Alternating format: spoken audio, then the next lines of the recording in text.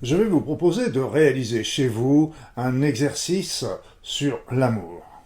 Il va vous montrer combien l'amour est important pour vous et dans votre vie. Il est important par les répercussions que cela vous donne sur votre corps, mais aussi les répercussions que ça peut donner sur les autres. Cet exercice se pratique à deux. Il suffit de se mettre face à face, de préférence les yeux fermés, c'est généralement comme ça que nous sommes le mieux, et à ce moment-là de décider entre vous laquelle personne va commencer par envoyer de l'amour à l'autre. L'autre, pendant ce temps-là, ne fait rien.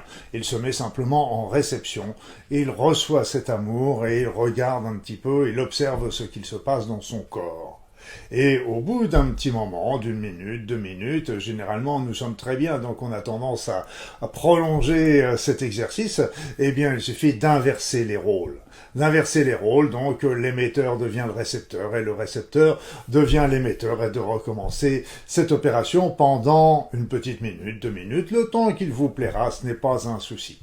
Je vous conseille, comme je vous le disais, de faire ça plutôt les yeux fermés. Souvent on peut se mettre debout face à face, mais ça, la position n'a pas d'importance. Vous pouvez être assis, vous pouvez même être à distance. La distance n'apporte relativement peu par rapport à cet exercice-là.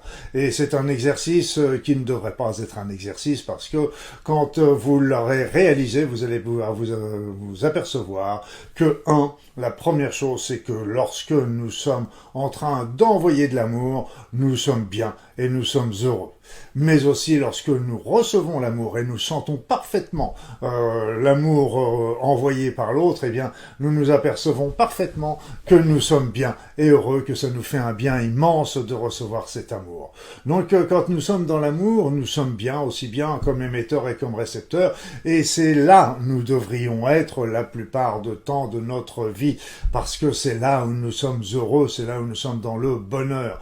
Contrairement aux autres situations où nous nous mettons dans la haine, dans la rancœur, dans la jalousie, tout ça sont des sentiers, des émotions qui nous amènent de l'acide à l'intérieur de notre être et qui va nous brûler et qui va bloquer notre pensée, bloquer notre bonheur, bloquer notre vie.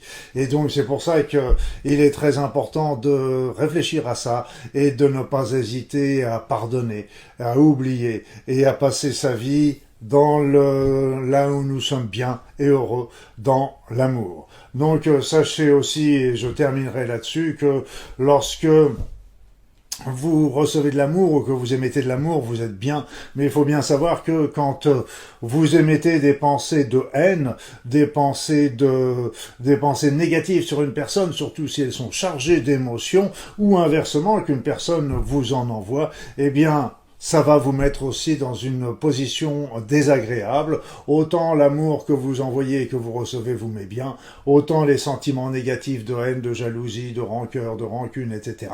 auront tendance à vous mettre mal, aussi bien vous, si vous êtes l'émetteur, et aussi la personne que vous vivez, qui est le récepteur. Donc, oubliez tous ces sentiments négatifs, l'être humain est fait pour être heureux, et être dans le bonheur, et être dans l'amour.